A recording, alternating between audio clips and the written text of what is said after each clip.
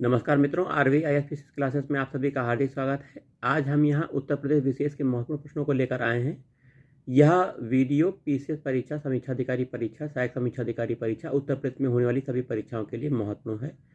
चलिए पहले से शुरुआत करते हैं। पहला प्रश्न है, निम्नलिखित में से प्रदेश का कौन सा जनपद उत्तराखंड, हरियाणा और हिमाचल प्रदेश के साथ सीमा बनाता है? तो देखिए, ये सहारनपुर जो हमारा है जिला, सी ऑप्शन, ये सी ऑप्शन आपका सहारनपुर, ये उत्तराखंड, हरियाणा और हिमाचल प्रदेश के साथ सीमा बनाता है। वहीं दूसरा प्रश्न दिया, क्षेत्रफल के घटते क्रम में सही विकल्प का चयन करना है। तो सबसे बड़ा क्षेत्रफल भारत में राजस्थान का है, फिर मध्य प्रदेश का है, उसके बाद महाराष्ट्र का है, फिर उत्तर प्रदेश का है। बी ऑप्शन आपका सही है, बी। ठीक है, बी ऑप्शन सही है, राजस्थान, मध्य प्रदेश, महाराष्ट्र, उत्तर प्रदेश। ठीक है। लखनऊ की सीमा किससे स्पर्श नहीं करती है? तो देखिए, चार ऑप्शन यहाँ दिए गए हैं। उन्नाव से करती है, हरदोई से करती है, बाराबंकी से करती है, बलिया से नहीं करती है। तीसरे का सी ऑप्शन सही है। देखिए, पूछा गया प्रश्न है, पश्चिम में कौन सी नदी काफी हद तक उत्तर प्रदेश की सीमा निर्धारित करती है? तो पश्चिम की नदी है, ये देखिए यमुना नदी जी है, यमुना रानी जी। डी ऑप्शन सही है, ये उत्तर प्रदेश की सीमा निर्धारित करती हैं। पांचवा प्रश्न है, उत्तर प्रदेश के भाबर क्षेत्र में किस प्रकार की मृदा पाई जाती है? उत्तर प्रदेश के भाबर क्षेत्र में आपकी कंकरीली पथरीली मिट्टी मृदा पाई जाती है। तो उत्तर प्रदेश के भाबर क्षेत्र में कंकरीली पथरीली मिट्टी पाई जाती है। बी ऑप्शन आपका सही है। उत्तर प्रदेश के किस जिले में सबसे कम वर्षा होती है? तो देखिए, मथुरा जिला आपका है, डी ऑप्शन। सबसे कम वर्षा मथुरा जिले में होती है। और सबसे ज़्यादा किस जिले में होती है? तो गोरखपुर जिले में होती है। आइए अगले प्रश्न पे आ जाते हैं। पीसीएस परीक्षा, मुख्य परीक्षा में पूछा गया है, निम्नलिखित जिलों में उत्तर से दक्षिण सही अनुक्रम लगाना है। उत्तर में कौन सा जिला है, फिर उससे नीचे करते करते दक्षिण तक आना है हमको।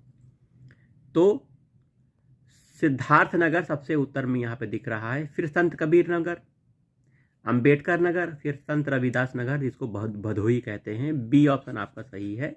आप इस प्रश्न का हल मैप को देखकर करेंगे तो आपको पता लगेगा।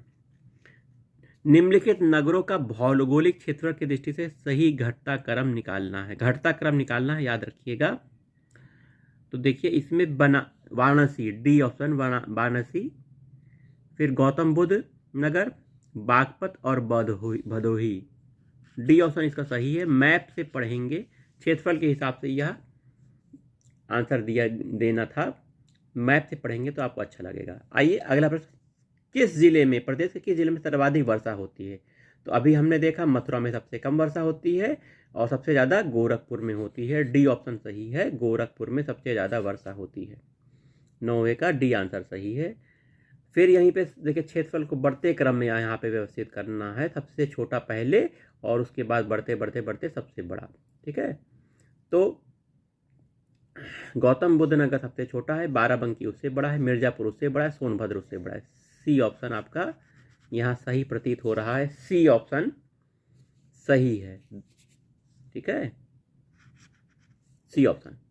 सोनभद्र को जिले को स्पर्श करता है, कितने राज्य स्पर्श करते हैं?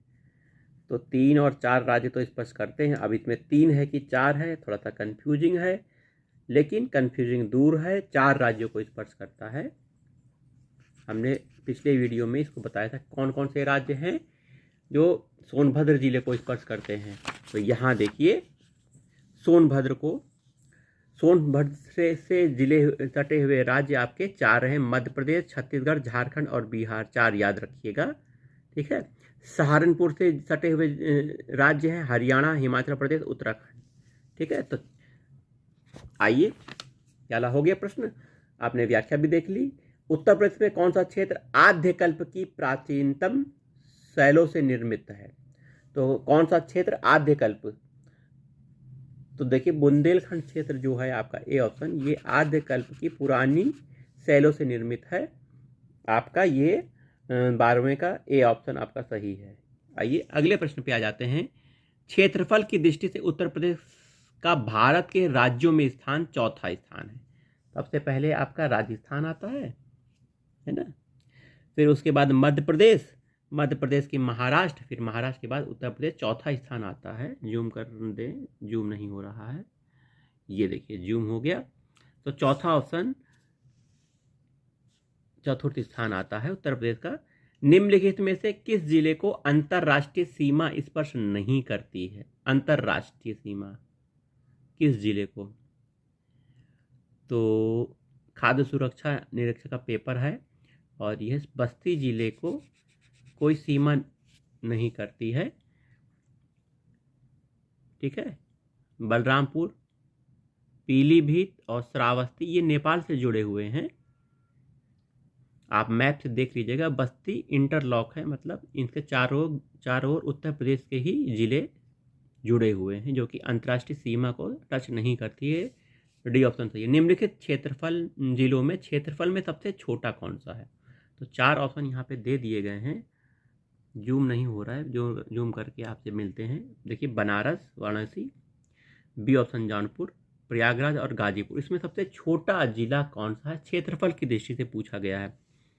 तो देखिए, इसमें बनारस आपका जो वाराणसी है ये आपका सही है। उत्तर प्रदेश का क्षेत्रफल देश के कुल क्षेत्रफल का कितना है?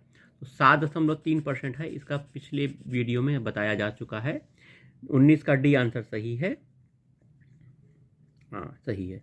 निम्नलिखित में से किस देश की सीमाएं उत्तर प्रदेश से मिलती हैं?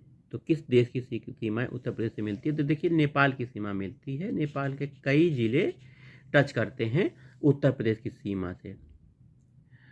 आइए, अगला प्रश्न है, निम्नलिखित में किसे राष्ट्रीय राजधानी क्षेत्र एनसीआर के 32वें और उत्तर प्रदेश के 8वें जिले के रूप में शामिल किया गया है? तो शामली को शामिल किया गया है। ठीक है। उत्तर प्रदेश की सीमा भारत के कितने राज्यों से मिलती है? तो ये बहुत इंपॉर्टेंट प्रश्न है, बार बार पूछा जाता है, रट्टा मार लीजिए। उत्तर प्रदेश की सीमा भारत के 8 राज्य और 1 केंद्र शासित प्रदेश से मिलती है। कुल मिलाकर 9 राज्यों से मिलती है। तो 8 राज्य याद रखिएगा, 1 केंद्र शासित प्रदेश दिल्ली है। ठीक है। निम्नलिखित में से किस जिले की सीमा नेपाल से मिलती है? तो आपका महाराजगंज और गोरखपुर में आंसर हो सकता है, और यह आंसर आपका गोरखपुर ना हो के महाराजगंज है। महाराजगंज की सीमा आपकी नेपाल से लगती है। अगला प्रश्न है, निम्नलिखित में कौन सा जिला बुंदेलखंड का क्षेत्र है? तो आपका महोबा जिला है, सी ऑप्शन। ये बुंदेलखंड का क्षेत्र है, सी ऑप्शन सही है।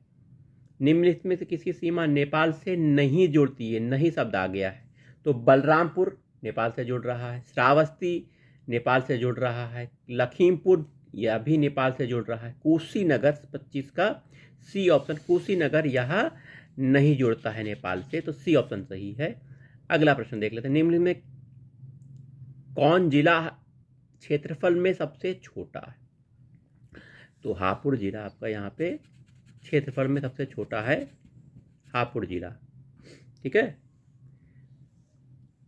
तो आपको यह जानकारी प्राप्त हो गई है। अब थोड़ी सी और जानकारी भी प्राप्त कर लेना चाहिए, क्योंकि ज़्यादा जानकारी प्राप्त करके ही हम परीक्षा में सफल हो सकते हैं। आइए, ये देखिए, बुंदेलखंड क्षेत्र के कुछ भाग बघेलखंड में सम्मिलित हैं। तो सोनभद्र में ये होता है। बुंदेलखंड क्षेत्र में कुछ भाग बघेलखंड का सम्मिलित है सोनभद्र में। प्रदेश में कितने जिलों में पठारी या बुंदेलखंड क्षेत्र का विस्तार है? 11 जिलों में पठार और बुंदेलखंड क्षेत्र का विस्तार है। वहीं विंडम, टांडा, कुशेहरा, खड़ंजा जलप्रपात फॉल कहाँ पे हैं? मिर्जापुर में। याद रखिएगा, मिर्जापुर में विंडम, टांडा, कुशेहरा, खंडजा जलप्रपात हैं। बुंदेलखंड या पहाड़ी पठारी क्षेत्र की उत्तरी सीमा में बहती है, क्या बहती? गंगा यमुना। बुंदेलखंड या पठारी क्षेत्र का पश्चिमी सीमा पर बेतवा नदी बहती है। बुंदेलखंड या पहाड़ी पठारी क्षेत्र का ढाल क्या है? उत्तर की ओर ढाल है भैया। बुंदेलखंड या पहाड़ी पठारी क्षेत्र की मुख्य फसल क्या है? दलहन या तिलहन। ठीक है। कि प्रदेश के कुल क्षेत्रफल के संदर्भ में नम भूमि, जिसको अंग्रेजी में वेटलैंड बोलते हैं, का प्रतिशत है, इंपॉर्टेंट है। तो वेटलैंड क्षेत्र कितना है, 5.15% है, याद रखिएगा वेटलैंड का प्रतिशत। प्रदेश का सर्वाधिक नम भूमि वेटलैंड क्षेत्र वाला जिला कौन सा है, सोनभद्र है। सबसे ज़्यादा वेटलैंड सोनभद्र में पाए जाते हैं। प्रदेश में सबसे कम नम भूमि वाले जिले बागपत और हाथरस हैं। यूनेस्को के वेटलैंड रामसर साइट में उत्तर प्रदेश के सम्मिलित कुल साइट कितने हैं, कुल 10 स्थल सम्मिलित हैं। ठीक है, आइए थोड़ा सा और जानकारी ले लेते हैं। प्राकृतिक विभाजन, देखिए ये सब मुख्य परीक्षा में भी पूछे जाते हैं, इसीलिए इसको एक एक करके पढ़ना पड़ता है। उत्तर प्रदेश प्राचीनतम भूखंड गोंडवाना का एक भाग है। ठीक है, प्राकृतिक विभाजन जो हुआ है, गंगा का मैदान, भाभर तराई और दक्षिण का पर्वत पठार है। राज्य के सबसे उत्तर भाग में एक पतली पट्टी के रूप में स्थित है, क्या है, भाभर क्षेत्र स्थित है। कंकड़ पत्थर तथा मोटे बालू से युक्त भूमि होती है, भाभर क्षेत्र की भूमि होती है। भाभर क्षेत्र में कंकड़ पत्थर मोटे बालू से युक्त भूमि होती है। भाभर क्षेत्र से सटे दक्षिण में एक चौड़ी पट्टी के रूप में पूर्व से पश्चिम तक फैली है, जिसे बोलते हैं तराई क्षेत्र। समतल नम दलदली भूमि होती है, तराई क्षेत्र की होती है। तराई क्षेत्र की मुख्य फसल होती है धान और गन्ना। तराई क्षेत्र के उत्तर व बुंदेलखंड पठारी क्षेत्र के दक्षिण में स्थित है मैदानी क्षेत्र। यमुना के पूर्व तथा गंडक के पश्चिम में स्थित है मैदानी क्षेत्र। ठीक है,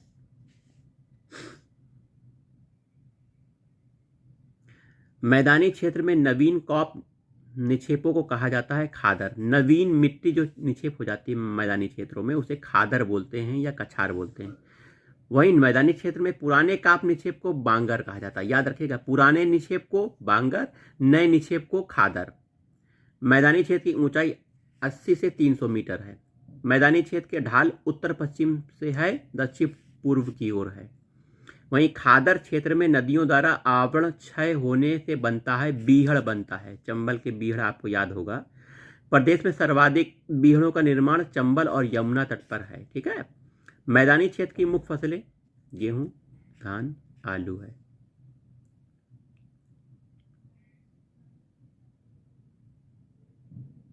पहाड़ी पठारी क्षेत्र की औसत ऊंचाई 300 मीटर है, लेकिन मिर्जापुर और सोनभद्र में कुल पहाड़ियां लगभग 600 मीटर से ऊंची हैं। ये चीज़ आप लोग याद रख लीजिएगा। तो चलिए आज के वीडियो